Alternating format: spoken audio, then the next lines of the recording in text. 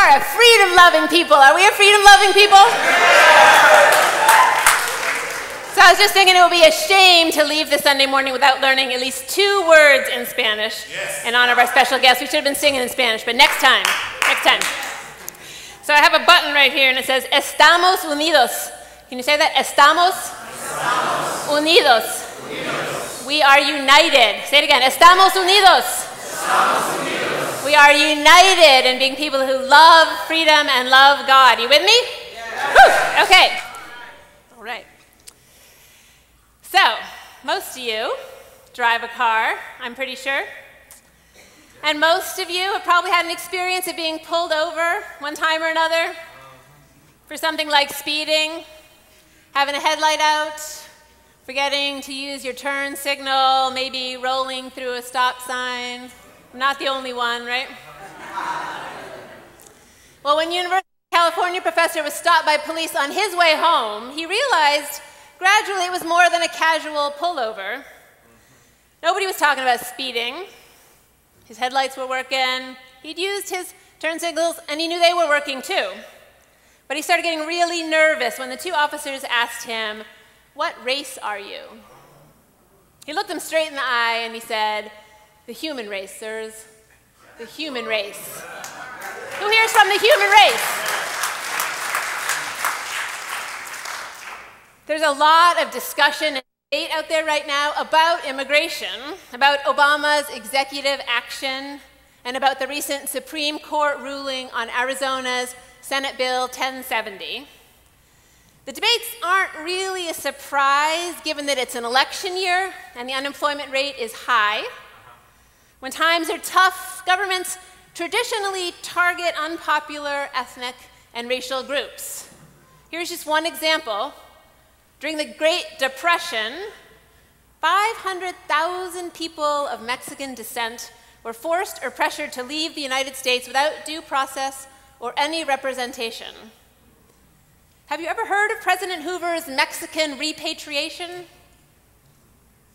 Probably not. I hadn't, since it's left out of most American history textbooks. But Oklahoma was one of 12 states that lost over half its Mexican population, and 60% of the people deported were US citizens, including children who were born here. The myths, we have a lot of myths and a lot of fears about immigrants. We call them the people who take our jobs and the people who drain our social welfare system. Have you heard those myths? Well, in this season of political pressure and posturing, I need to start by sharing a few facts about immigration. Facts which aren't disputed on either side of the aisle. And you don't need to remember all these facts right now, but as you hear these, think about the myths and the fears you've been taught and how the facts change reality.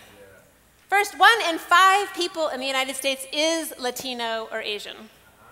Together, Latinos and Asians account for approximately 15% of the nation's purchasing power and own approximately 15% of our nation's businesses. Households headed by undocumented immigrants paid $11.2 billion in state and local taxes, yes, I said taxes, in 2010. Non-citizens do not qualify for most welfare programs and tend to use medical services much less frequently than the average citizen anyway, less than half the dollar amount. In 2010, 4.5 million children born in the United States had at least one parent who was undocumented. So although Obama's recent executive action is a step, a late step in the right direction, it's not yet a path to citizenship.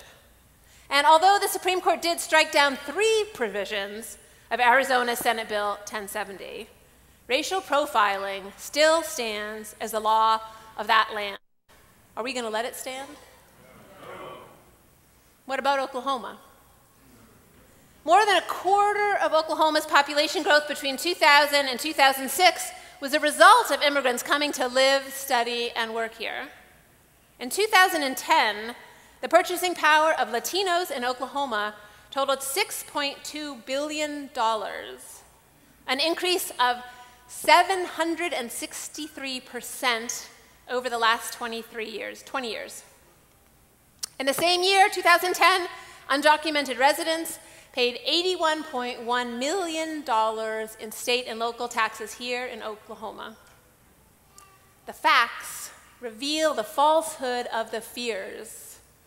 It's important to separate the fear from the facts now when the face of America is changing, especially now when the face of our church is changing. For these and many more reasons, our National Association of Congregations took a stand on immigration as a moral issue, not just an economic issue. And our first ever Justice GA in Phoenix focused on the complexity and the consequences of our broken immigration system. But it's one thing for other people to tell you something matters, even when they're leaders in your religious community, and another thing to find within yourself the place you stand on an issue. That's what I hope you'll find this morning, or start to find, the place you stand on this issue. So I'm going to tell you why immigration matters to me. I'm a first-generation American on my mother's side, and barely a third-generation American on my father's. Because the arrival of both sides of my family is so recent, I never forget that I came here from somewhere else. At the turn of the 20th century, my paternal great-grandparents were leaving the pogroms of Eastern Europe behind. In 1957, my mother was leaving the chaos and trauma of World War II behind. Immigration has mattered to me for a long time. I studied and trained to be a midwife or a partera in El Paso, Texas, primarily serving women and families from Mexico. I'll never forget this one transport. A woman was bleeding heavily in labor, a dangerous sign, probably trouble with the placenta. Because it was faster to drive than to call an ambulance, we helped her into the backseat of my car. I drove from our freestanding birth center into a large public El Paso City hospital. I showed the docs on duty her chart, answered questions, urgently explained the emergency, and answered some more questions. Then they turned us away. They denied her critical care. So gripping the steering wheel before cell phones or Google Maps, I made my way across the border into Juarez to find a clinic, just in time for a life-saving cesarean section. And I'll never forget watching helicopters on the El Paso side of the border herd people from the sky, chase them into circles, and force them into standing metal cages like animals. Immigration matters to me for many reasons, and unfortunately, the reasons are multiplying here in Oklahoma. Right here in Tulsa, I have neighbors who don't dare call the police when there's a theft or worse because they're afraid they'll be deported. And Isabella is the friend of a family in this church. She came home on her 9th birthday to find out her dad had been deported that very day. She hasn't seen her dad now in 4 years. Now, I didn't know much about immigration law or immigration reform when I lived on the border back in the 80s, but even without studying the intricacies of amnesty and refugee status regulations, the history of race laws, the impact of NAFTA on the Mexican economy, or of 9/11 on the American psyche, it was as clear to me then as it is to me now that immigrants, even without documents, are people. People first, with inherent human rights, deserving dignity, and then citizens. Here's a story of one person then, one man, one immigrant. His name is Jose Antonio Vargas, and he was on the cover of Time magazine 2 weeks ago. He's changing the world, or trying to change the world, by telling the truth. Born in the Philippines, his mom sent him to the United States when he was 12 years old so he could have a better life. He lived with his grandparents in California, learned English by watching Frasier. Didn't know you could do it, huh? and won the spelling bee in 8th grade by spelling the word indefatigable. He fell in love with journalism in high school, worked for the local paper, and got a job with the Washington Post after graduation. During the 2008 presidential elections, he interviewed Al Gore, rode in Hillary Clinton's plane, and went pheasant hunting with Mike Huckabee. He even won a Pulitzer Prize for his coverage of the Virginia Tech massacre. During high school, the same man, when he was 16, went to the DMV to get his driver's license. The woman at the counter took his green card, turned it over, gave it back to him, and said, "This is a fake. Don't ever come back here with this again." Jose went home that day, told his grandfather what had happened, and found out at 16 that he was what some people would still like to call illegal.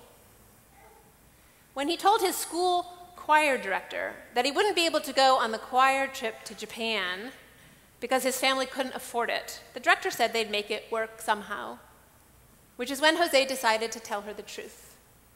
"It's not about the money," he said. "I don't have the right passport. I'm not supposed to be here." So the choir went to Hawaii instead. Jose's enthusiastic. He comes to class, he works hard. "My job is to help better citizens of the world, not to know what papers kids have or don't have," Miss Denny, his teacher, said. Jose calls Miss Denny and his high school principal and the school superintendent the beginning of his own personal underground railroad. He came out to the world last year and has started an online conversation about what it means, what it really means to be an American. Jose's definition of an American is anyone who works hard, who's proud of his country and wants to contribute, who's not a burden on anyone. "I'm an American," he says. You can learn more about the Define American Project and read other people's stories at www.defineamerican.org. Is he or isn't he an American? And who gets to decide? It helps me at this point to remember the definition who is an American has never been fixed. Who's allowed to be a citizen has never been fixed. What's required to become a citizen has always been and continues to be fluid and changing. Just for example, in 1790, naturalization was reserved for free white persons of good moral character, and citizenship was inherited solely through the father. In 1857, in the Dred Scott decision, our country decided no people of African descent could ever be citizens, whether slave or free.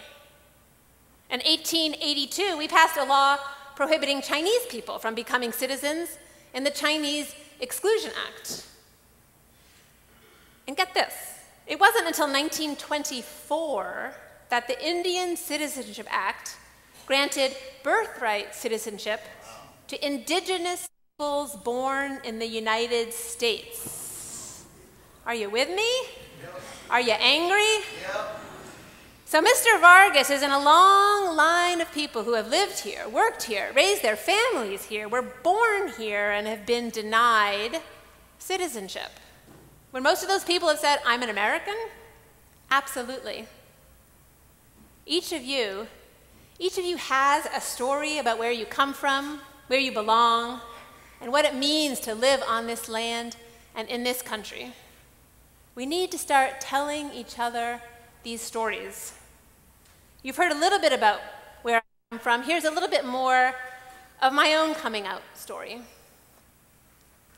I am binational and bilingual. I have 2 passports, as does each of my daughters. We are citizens of France and of America.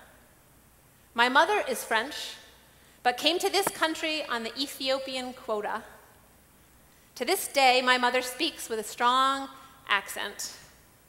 I watched my mother study for and pass her citizenship test when I was in high school.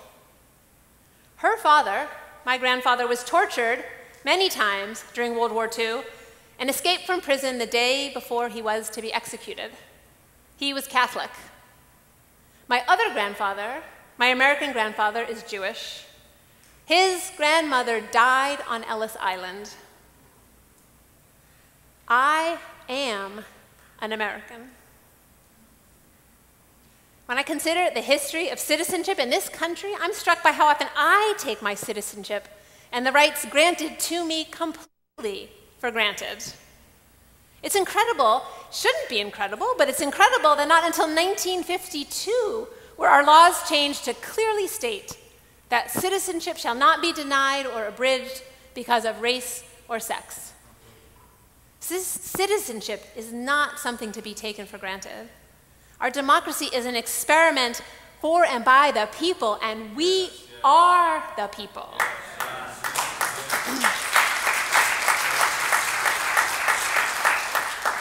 We are the people. And now when the president is feeling the pressure of people like Mr. Vargas and others around this country who refuse to fear, who dare to declare our nation's hypocrisy on this issue and insist that immigration be legalized and not criminalized, the gift of citizenship that we've been given demands that we engage with each other and that we talk this out, that we debate this issue, that we vote, and that we register other people to vote. One great irony is that many of the most actively engaged participants in our democratic process are new citizens and the undocumented. The ones I know aren't demoralized, enchanted, or disillusioned with our system. To the contrary, they're grateful to be here and they are determined to make a difference. Which makes me think of Isabel Castillo, brought to this country from Mexico when she was 6 years old. You may know someone like her. When all the scholarship books in the college counselor's office said requirement, US citizen or legal resident, she got a job as a waitress instead. But Isabel was determined to continue her education and eventually found a Mennonite university that accepted undocumented students. She graduated in 3.5 years with a degree in social work and found herself stuck again. She says, I wanted to give back to my community. I wanted to start life and my career in the real world, but I wasn't able to work legally. I had 2 options. One was to wait for laws to change. The other, as cliched as it might sound, was to be the change I wanted to see. Isabel went to Washington, D.C. for a DREAM Act conference and came back to Harrisonburg to start organizing. A first campaign was to pass a local resolution in favor of the DREAM Act.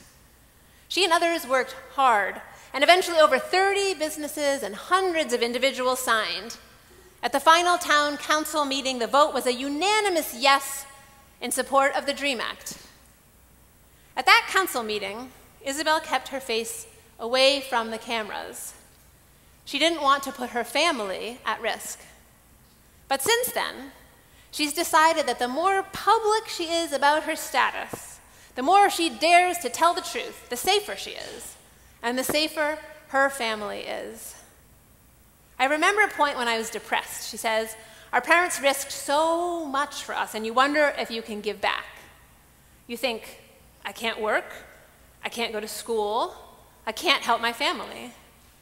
It's not a mistake what my parents did. They risked everything, left everything behind, their culture, their home, their family. They did this for the sake of a better life for us. My parents are my heroes. She continues, I told the governor of Virginia my story. At first he acted impressed. He said, wow, a 4.0 in college, saying that we needed more students like me in our schools. Then I said, but I'm undocumented. The room got quiet. So I asked, would you support legislation like the DREAM Act so that students like myself can have a future? He said no. That's like turning a blind eye to people who have broken the law. People even applauded when he said we have to round up every illegal immigrant and send them back to their home country. Finally, I just said, I am an American. Virginia is my home. Now, many people get stuck just where the governor of Virginia is stuck. But isn't that true? You might be thinking. Isn't that like turning a blind eye to people who have broken the law? I'm a law-abiding person. Shouldn't everyone be? The safety and security of our nation depends on respect for the rule of law. Yes, it's true. And it's also true that at times laws themselves are unjust. And we are the ones who must have the clarity, courage, and moral resolve to change them. Morality and the law are not the same thing. We are the ones who must not confuse them. So how do we know? Beyond fact-finding, beyond issue analysis and paralysis, which you are very good at, when fundamental human rights are being denied rather than protected. This is where it matters to me most, that I'm also a religious human being.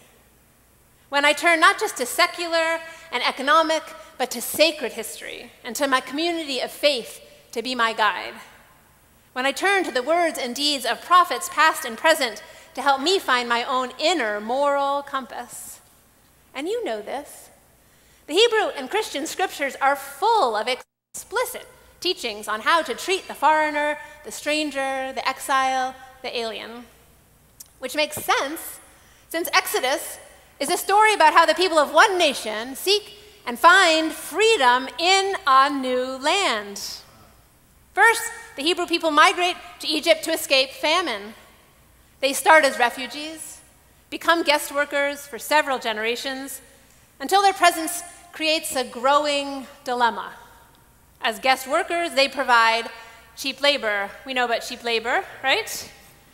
But as their population steadily increases, they're perceived as a threat to the ruling class, and so are enslaved by the Pharaoh. Does this sound familiar? But it's not just the book of Exodus. You could read the whole story from Genesis to Revelation as one continuous saga of immigration, emigration, and just plain migration. You could read the whole story as a history of refugees seeking political asylum, exiles seeking refuge, migrant laborers seeking work, and one tribe of people marrying with another, mixing and changing ethnicity, race, and identity. There's Moses. Remember Moses? Whose mother puts him in a basket and sets him afloat to cross the river, to be rescued by a woman in another land who raises him as her own. Moses, who spends the rest of his life traveling with a band of migrant laborers and dies before he can cross over a river again into the promised land. And there's Joseph. Joseph, who is sold into slavery in Egypt, who by his own wits becomes so successful, he's made personal advisor and counselor to the Pharaoh. Joseph, who spends years in detention under arrest, then not only gains legal status, but is able to bring the rest of his family with him to his new homeland. And if you really want to talk about someone who's a political refugee with a mixed cultural heritage, then let's talk about Jesus.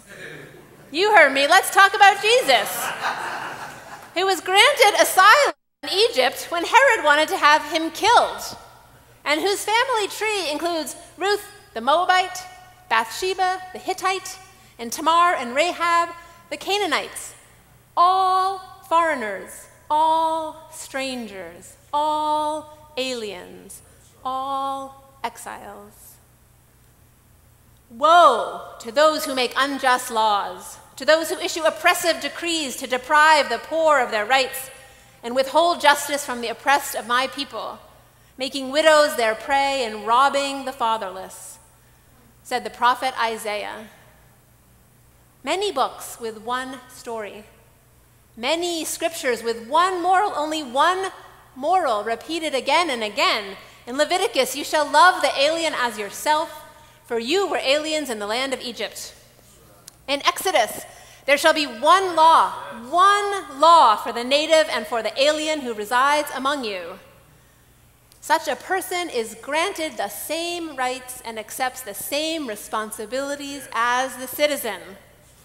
And in Galatians, there is neither Jew nor Greek, slave nor free, male nor female, documented or undocumented, he might have said, for you are all one in Christ Jesus. Inherent in the governor of Virginia's position is the assumption that our immigration laws and policies are just and fair and worth following. But the Indian Removal Act of 1830 resulted in the Trail of Tears. Under that law, 70,000 Native Americans were uprooted from their homes and their land at gunpoint, and about 4,000 Cherokees died on the forced march westward. The Fugitive Slave Act of 1850 made it a crime to help a slave, as unbelievable as that may be today. Both acts were legal. Morality and the law are not the same thing. We are the ones who must not confuse them.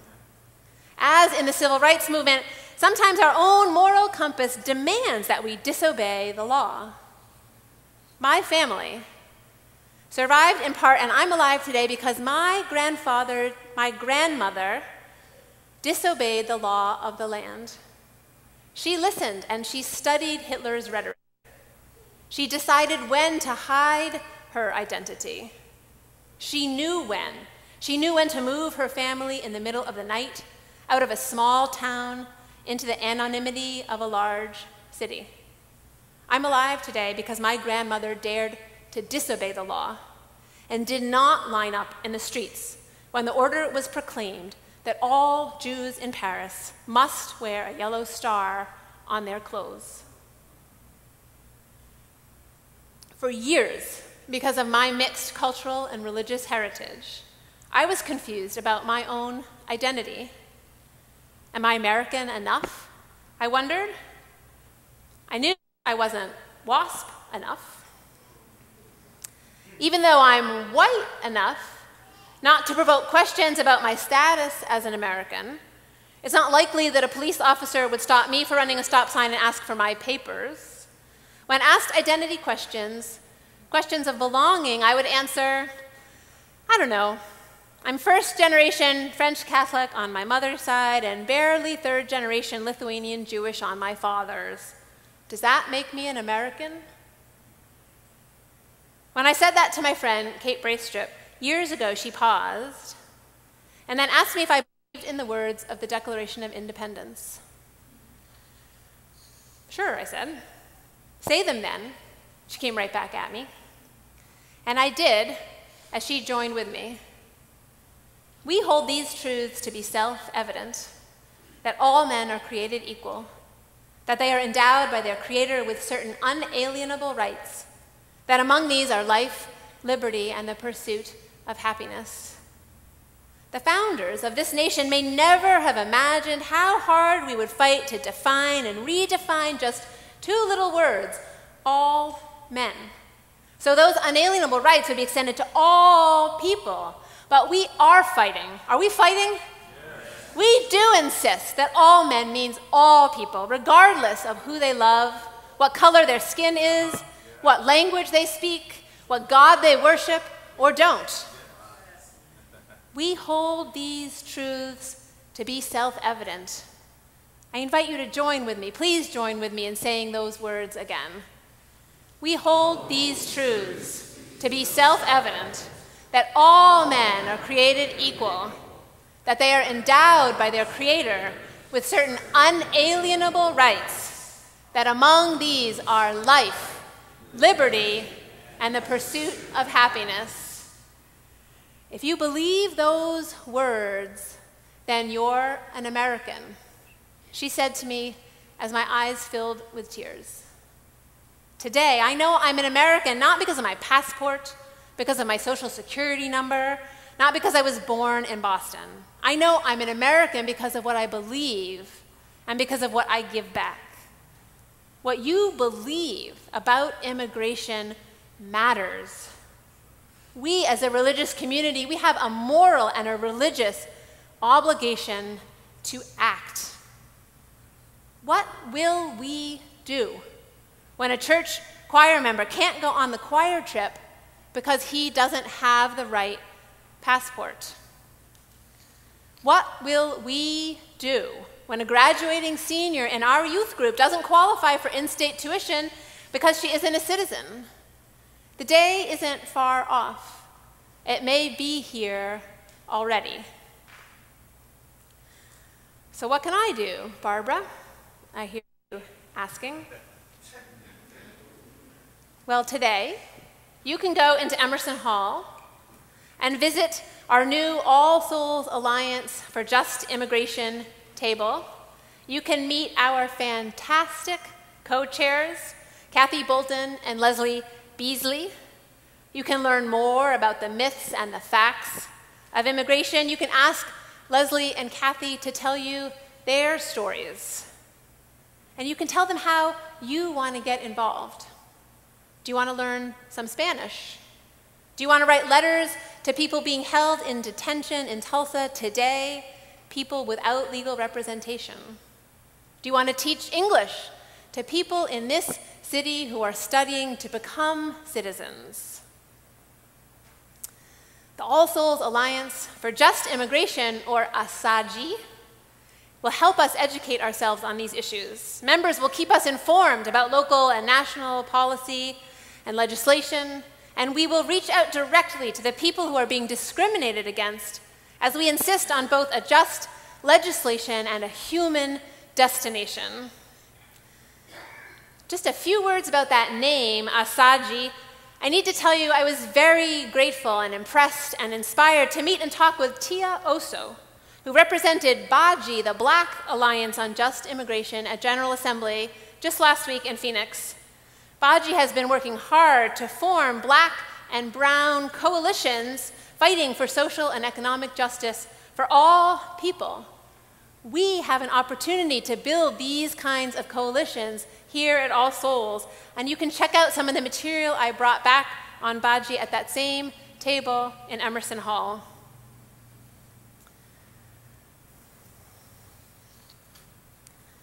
There are also members of our local DREAM Act coalition in Emerson Hall, and when I talked to them before this Sunday, I said, well, what do you need now that Obama has passed his executive action? It's a tremendous organizing effort now for them to reach the young people in our city and in our state who might benefit from that action, and they will need our support as well. But maybe most importantly, what can you do? You can start telling each other your own stories. How did you come to be an American? What does it mean to you? How can you give back to a country that has given you the gift of citizenship with all its rights and responsibilities?